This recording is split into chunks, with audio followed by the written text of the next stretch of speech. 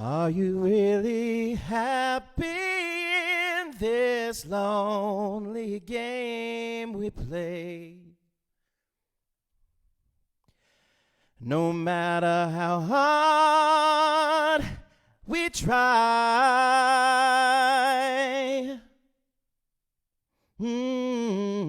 searching but not finding understanding anywhere.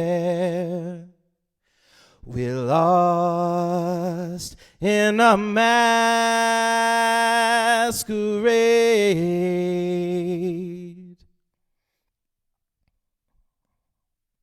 both afraid to say we're just too far away. Ooh, being close together from the start.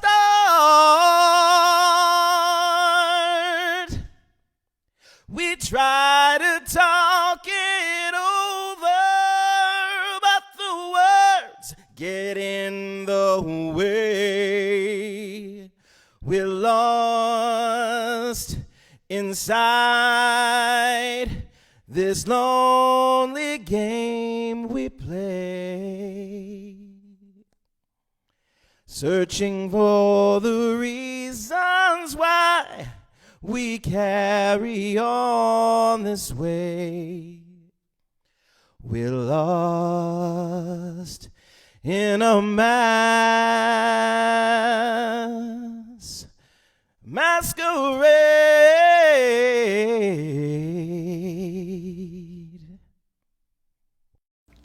Hey folks, we're here again from Encore Chat, and I'm here with Dave Lucas, and you guys just heard his rendition of the Stevie Wonder tune Masquerade, which was absolutely awesome. And I'm very thankful that he stopped by to give me some insight on the business and things like that, and I have some questions for him. So we're just going to get right to it right now. So Dave, let me ask you, when did you start? How old were you when you first started? Well, I first started singing at about 5, Okay. and I used to entertain the family at Thanksgiving with my dance routines and my song stylings of James Brown records that we had, little 45s. But my parents actually put me into a boys' choir at about 7 years old. Okay. And at the boys' choir at the Episcopal Church, they had formal training. They taught us to read sheet music, they taught us to harmonize and blend, and they taught us to sing as a unit, and to make sure that we were focusing on making one sound as a group as opposed to individual songs. Later, I got a little opportunity to perform in school. My brother was a drummer, my oldest brother was a drummer. My second brother was a trumpet player, and my sister was a piano player, and they all took lessons. So I always had music around me. But then at some point, my family said, I think you should probably go on with the singing portion of it instead of playing Like piano or the other yeah. things.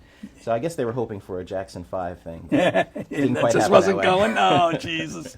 Well, how do you, Dave? How important? I mean, can you stress? I'd love to just let people really know how important do you personally feel that those lessons helped you.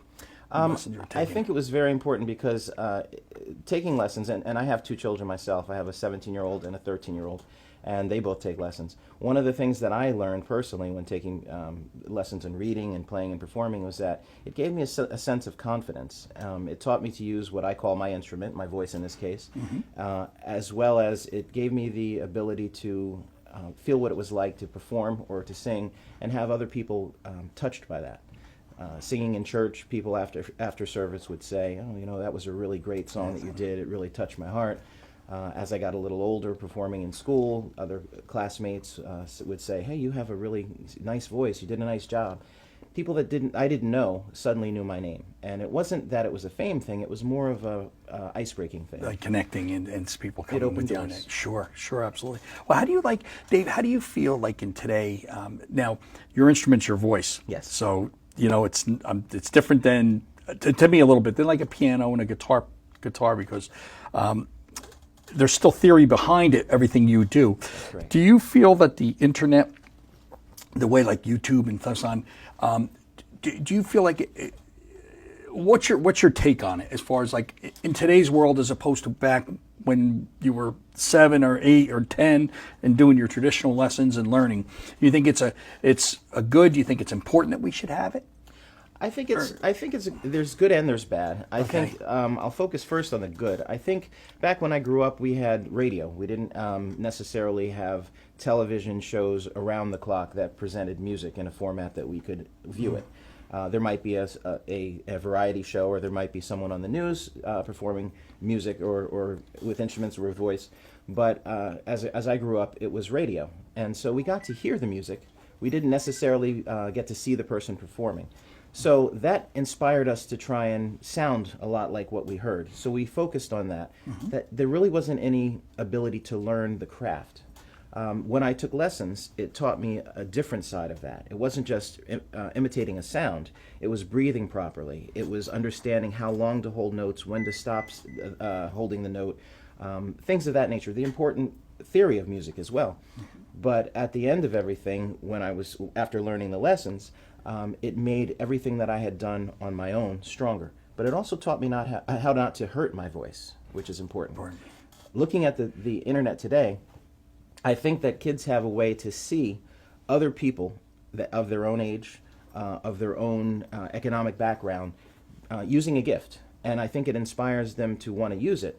The downside to it is that they don't see the hours of rehearsal, practice, and theory. How to do it, yeah. And every major performer today has a vocal coach or a instrumental coach that has either inspired them or continues to work with them.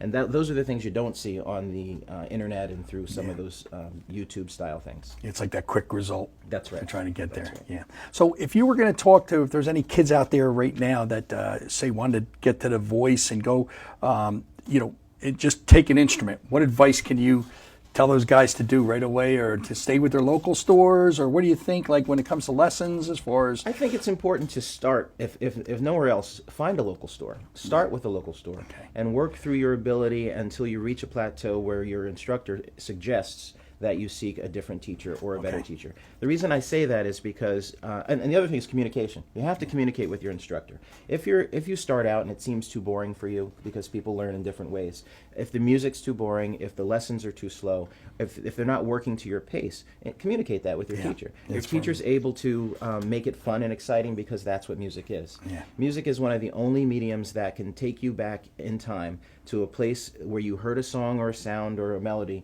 and remind you of what you were tasting, feeling, seeing, touching, smelling, all of that just from hearing the song. And I think that it's important to work with your teachers to help you find the commonality, the bond between the music you enjoy and the instruction that's going on to help you get to where you need to be. It's powerful stuff, Dave. That's great. Now, could you tell everybody what you're doing? Let's give an update. Sure. I want everybody to know, because well deserved, guys. You got to check them out. I am. I'm living down in Tinton Falls area, which is near Asbury Park, down by the shore, and I have a 4-piece band that I'm with right now. The one thing that we left out is that about 7 years ago, or about 7 or 8 years ago, I picked up the drums. I don't mean that I lifted the drum set. I mean I went in and I took lessons from a gentleman who has a store much like this, and he taught me the rudiments of drumming. I used what he taught me, including the sheet music and the practice and some CDs that he gave me to work with, in order to learn to keep time. From learning to keep time, I then began to sing, because I hear as a singer, melody first, and then I began to play and sing. So when I started with this band, I was missing my band from back home, the guys that I grew up with here in town, and I decided that I need to find some musicians to play music with. I find that when you have an instrument that you like, whether it's your voice or an actual instrumental piece of equipment, it's best to play with others, because that's how music's made.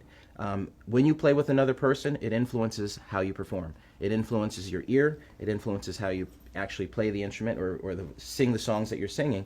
And so we built a band, and now we play down in the shore area. We play all different styles of music and types of music. We love requests, because it's something that gives us a chance to reach a crowd, reach someone in the crowd. So we often ask people to come back and bring us a request if we don't know the song that day, and it draws them back in.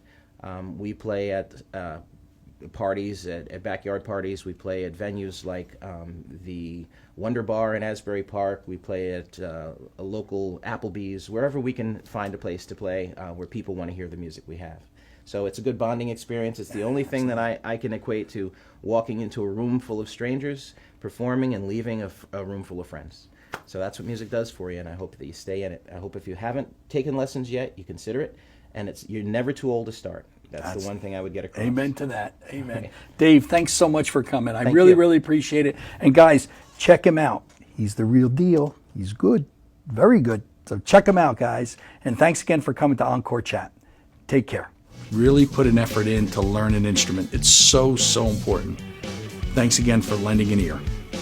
Thanks for stopping in to Encore Chat. I'm Pete Schmiedhauser that owns a small little store called Schmied's Music, 831 Route 10 East in the Pine Plaza Shopping Center in Whippany, New Jersey. Thanks, guys, and stay in touch to see more videos to come.